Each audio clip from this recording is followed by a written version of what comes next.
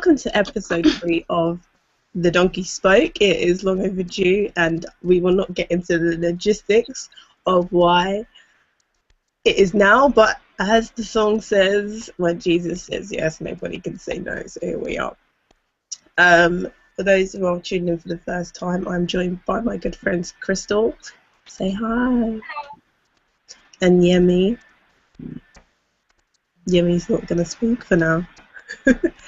And we're analysing probably one of our most favourite videos because it sparked a lot of conversation, Passion and Purity from Scouts Honor Media.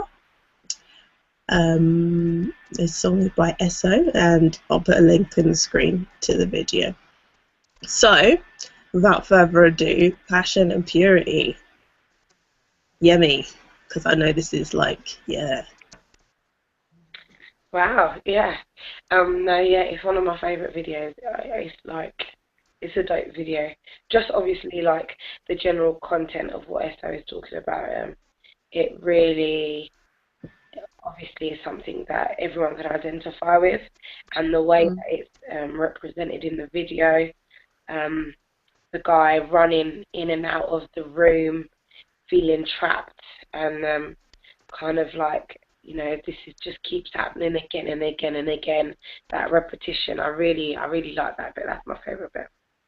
Yeah, I mean, when I've watched it again recently, the guy running in and out of the room, I found it really interesting because I was like, why are there 2 doors?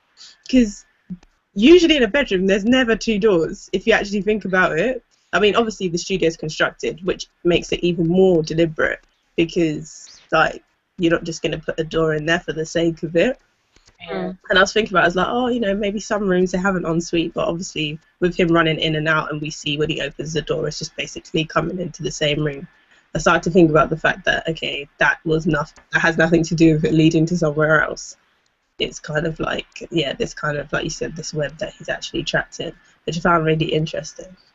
But as I watched it, like, again, I noticed that obviously he's never tried to leave the way he actually came in. He's always trying to leave by the other door. Oh, yeah. And I was like, that's really odd. It's almost like, you know, like your own, like sometimes when you have a perception of a situation, it's like, oh yeah, I'll do this, and obviously that's going to get me out, but it's not helping. And you actually don't look at where the problem actually started. The problem was the issue, like the door he came from is the one that he should have tried to get out of, if that makes sense. And he doesn't actually do it to the end. Well, you don't actually see him leave the door, but that's the only time when the lights go out and everything, they actually heads in that direction, which I found really, really interesting. But yeah, Crystal, your thoughts? I think that the topic of the video and the construction of the video is so well done. Like, even the fact that they've chosen like a 2D window and like 2D furniture, it's kind of so basic. Like, kind of, I saw it, maybe you don't even need any intricacy. It's just kind of, the issue is so big itself that they've kind of stripped back all the kind of I don't know, using like real lamps and all that stuff just to keep it basic, to show how to highlight like the main issue. Him even running kind of through the conveyor belt door is like, it's true. It's like he's literally trapped, but he wants to leave. Obviously, you can see he wants to go, but it's like he's trapped in this own world that they've created. Yeah. So it's so 2D and kind of like, I want to say playful and kind of childish. Yeah. I don't know if that's even. I'm even scared to say that. No, but you know what I mean? It reminded me of playing Sega. That's actually what it reminded me, like Sonic, when you're playing the game and it's 2D and you can only go that way or this way. Like, and even though you're saying, I don't think that's a bad thing, I think that's why they did it, because it's like, you know, sometimes when a situation is like, you don't think about the other issues, like even in Sonic, if I'm assuming you guys have actually played it, but I'm sure you have, where Tails is always chasing after Sonic and he doesn't look at the dangers, and then suddenly Tails is dead. And it's like that kind of 2D world. It's like sometimes you don't think, like you said, if it was real, if it was 3D, you kind of have to have a 3D view. But kind of when you're caught in like whether it's passion, lust, whatever it is, you kind of only think about the situation and its blankness. You don't think about the whole like full-rounded situation, and then you end up kind of just falling into a childish mistake. So I think that childishness, even though maybe I understand why you wouldn't want to use that descriptive word because it could seem derogatory, but I don't know if it's bad because it's very well executed. The studio itself, like that creation of that room, is like they've created their own world and their own perception of kind of like their sin, pretty much. And it's only when you want to get out that you're trying to look at it in its entirety. But. And it's like you were saying, it's kind of childish in a way as well, because you're saying before about he didn't use the other door, but let's just say it's like a child's caught, you know, the child keeps doing the same thing over and over again. It's kind of like the thinking isn't that sort of developed to think, let me try something different now, or let me, you know, cry out for help. I'm running, but it's like I'm just doing my own thing, my own way of trying to escape. And going on the same route, if obviously. Yeah. And that's why I think the contrast between the studio and Esso is like even more significant, because I remember the first time I watched it, I was watching it more for entertainment value, so I was like, oh, like that's really interesting, like it doesn't seem to connect, but like watching it over again, it's like, okay, well, exactly what we're saying about that kind of two-dimensional world, and it's very, where he is like, you can see the texture is kind of like he's in his own thought space, if that makes sense. And then that kind of coming out of that childish mentality to the fact that actually, you know what, I can see that situation I was in was actually really dangerous, but you can see that now that you're looking at the full picture, if that makes sense. And that contrast then becomes even more so important. And my cat was in there. I love the cat. I was gonna say, I'm always wondering it was in another video before, right? An SO video. It's on the album cover. That's where it is. I don't know. I ran away with my thoughts a little bit on the cat. I thought, I don't know. I was being a bit allegorical, a bit too deep. But I thought maybe, you know, cats, black cats especially, to do with curses. Maybe it's the curse of sin, the fact that he keeps going around. I'm probably being a bit too deep. I doubt it's that. Maybe. There's me thinking Esso's got his pet cat in the video. Yeah, man, that's it. I'm not doing the shot without my cat. Little cameo. Oh gosh. You know what? The cat, like, you have to watch the video again, because this literally I only just saw today. The girl's shoes has I want to say a cheetah on it, and like a couple of shots later you see the cat. I was like, oh my gosh, because there's a close up of their shoes when they're on the bed, they're sat on the bed together, and the legs are kind of bouncing and stuff. It's a bit childy as well. Yeah, it's very like, oh gosh, you know, do I move closer to him, or just, you know, it kind of reminds you of that, you know, your first crush kind of thing, the way you sit next to someone on the bench.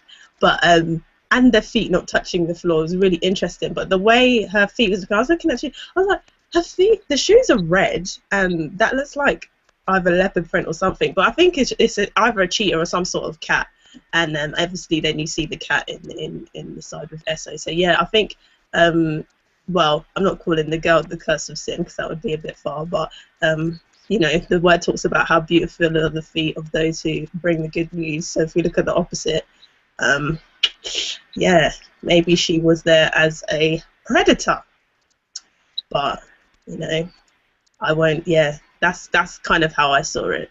Yeah, to be honest, because obviously they showed the guy as quite innocent, you know, or at least he was trying to get out of the world. You know, when they had their little portrait shots, like you can see that he's thinking, and they play with the lighting to show that he's thinking as well. Whereas the girl, I don't know, she's just oblivious. She's just enjoying their world, and like, you know, she's happy to carry on. The way it's shot in the video, anyway. Like, I love the way, you know, there's a point where it's the guy, it's just the guy, and it's like completely kind of dark, and then all of a sudden, lights go on, and they're on for a couple of seconds, and it's like at that point as well, you can see in his mind the lights switching on. Before that, he's enjoying running around with the girl, you know, they do a little play fight and all this silliness, and after that scene, I noticed then that's when he starts running. So I love the way the lights come on and you can see it's in his head, the lights come on finally. It's weird because I think, not that I didn't read it the same way, but I don't think the girl looks happy per se, but I just think it was kind of like she's accepted, like kind of that's her world, and she's not really looking for a way out. She's just kind of in there, and then one of them had to kind of make this change and try something different, and he ran through the door.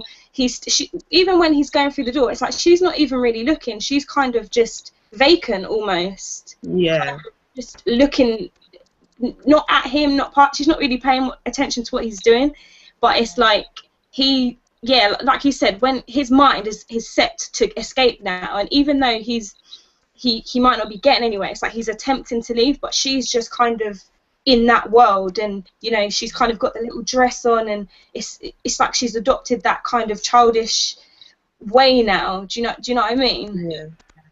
Like it's gonna take a lot more for her to get out. Exactly. Situation. Then I don't know. At times I did think she looked interesting, but I think again it's kind of like when you let sin get too far in your life, it's not that easy to break away from it, and it becomes a norm. And I was even trying to work out whose room it was supposed to be, because they both start within the room, but they come from different directions. But I think even though it's pink, a lot of pink, I think I've concluded that it's the guy's room, because of there's the shoes, and there's a couple of other things in there that I think belong to a male. So in that respect, I might be wrong. It might not be either of their rooms. But if it is his room, I would understand why it would take her a lot longer to get out of the situation, because she's gone a lot further than maybe himself. But then it would be interesting to think why he wouldn't. How do I put it? Why he wouldn't be able to kind of break out of the situation if he's sort of calling the shots. So it might just represent a neutral space of sort of childish, I wouldn't like to say childish sin, because I guess what passion and purity actually represents, children don't get involved with. But in terms of two-dimensional thinking, when you're kind of caught up in situations. Yeah, it was a really good video. I love that video, and I even love, the costumes, the little kind of perfect world. Not necessarily perfect, but it has this facade of being all perfect, and everything is, perfect. A facade, though, definitely, because it's fake, clearly. It's a good video. I think we'll round up there. It's been a good conversation, and I think there's several things that you probably learn, not only from the video but the song, and I think you have to respect Esso for being so honest. I mean, that's one of the things that kind of draws me to his music, kind of that authenticity in terms of where he's been and as where he's headed. And this is one of my favourite songs. Because of the production as well, actually. I'm sorry, I have to shout out GP on this one, because it's actually just that whole album. It sounds like a movie soundtrack. It's just that album is just from when you look at the cover, you just know what you're ready for. And Lamp Mode, obviously, for the promoting and signing Esso and Scouts on the Media and all of the people involved with that. But we'll finish on the scripture, which I think would be the wisest scripture. Guard your heart with all diligence, for out of it flows the issues of life. So thank you for watching episode 3, and God bless you all. Take care. Bye. Bye.